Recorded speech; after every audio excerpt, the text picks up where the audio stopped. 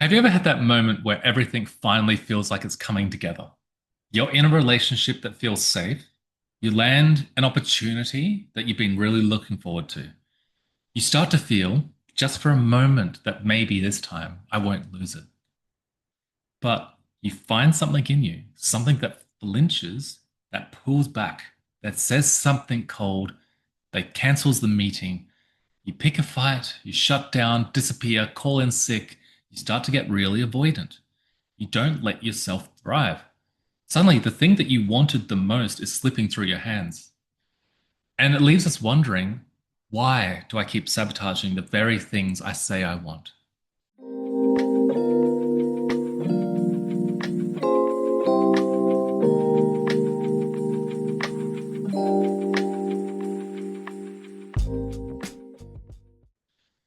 I want to tell you about someone I once worked with. Let's call him Daniel.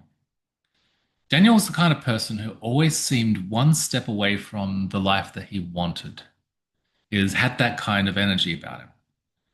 Now, he was a very smart guy. He was very kind. He was thoughtful. He seemed like a really together person. And he had the kind of presence, the energy that people trusted when they were around him.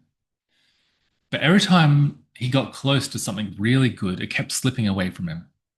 He kept having relationships that failed. He had opportunities that came and went. He never took advantage of any of the things that were presented to him that could have elevated his status in life. And no matter how much progress he seemed to make, he always found a way to undo it and reset back to the same place. Him and we had a quiet conversation one night, and he broke down to me. He told me about his childhood. So he grew up with a father who used his love as a weapon. He kept withdrawing it whenever he wanted something, and he used it as a kind of a punishment. Now, his mother wasn't much better. She kept withdrawing emotionally whenever she got too vulnerable. So she pulled back her love. And that left Daniel, the young little Daniel, learning that love meant walking on eggshells. It meant success was being resented. That's what he internalized as a message. And joy was always followed by a kind of pain. So he was stuck in that. So he made an unconscious vow as a deeply rooted survival instinct. Don't get too close to anything good. It will hurt more when it's gone. Does this sound familiar? Now, as an adult, he wore that vow like an invisible armor. So he kept sabotaging his relationships when they got too serious. He turned down promotions because he wasn't quite ready. And he hid his real feelings behind his persona, his humor, logic, withdrawal. So this is why he was stuck where he was. And he kept running from himself and he kept ruining things. What he didn't know, and what most of us don't, is that self sabotage isn't failure. It's a kind of wounded brilliance.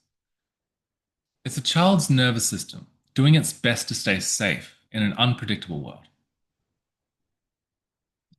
Here's the truth: when you grow up learning that love is inconsistent, or that success makes others resent you, or that shining too bright leads to pain, then your subconscious starts linking the good with the dangerous.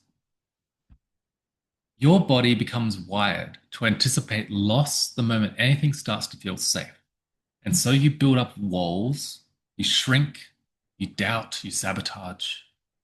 And if you don't even know you're doing it, it's because it feels normal to you. Like you're just being realistic or not getting your hopes up. It's a kind of way of protecting ourselves.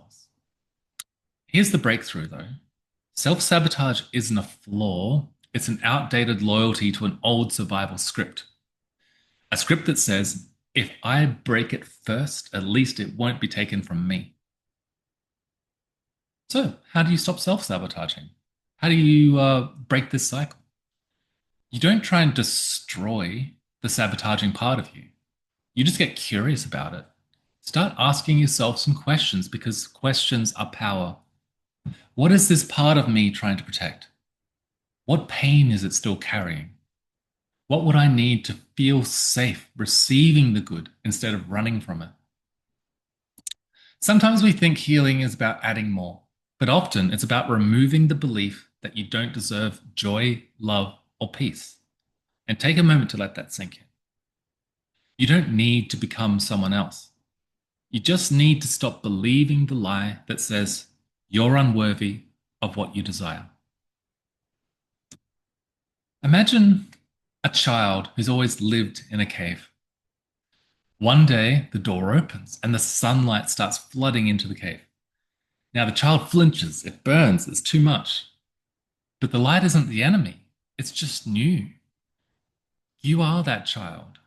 The light is everything you've ever wanted, waiting for you to feel safe enough to receive it. Every time you pull away from what's good, it's not because you're broken. It's because a part of you remembers what it felt like to be hurt when you were open. But that chapter's over. You're not that child anymore. You're not trapped in the house. You're not trapped in the same dynamic or that fear. Things have changed.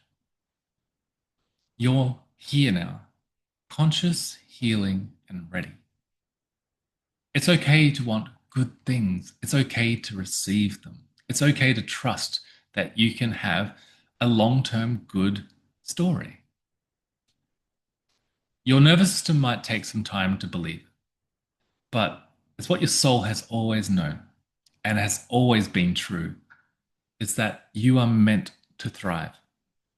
And the more you clear the blockages, the unconscious beliefs and protections, the more your natural self will come out. Who is that natural self? Someone who is empowered, excited, ambitious, clear, doesn't judge themselves, just expresses themselves freely in the world. And that's you. Thank you for watching. Until next time, I'm Ryan Jackson Saw. I am a shadow coach, and it's a very great pleasure bringing this video to you today.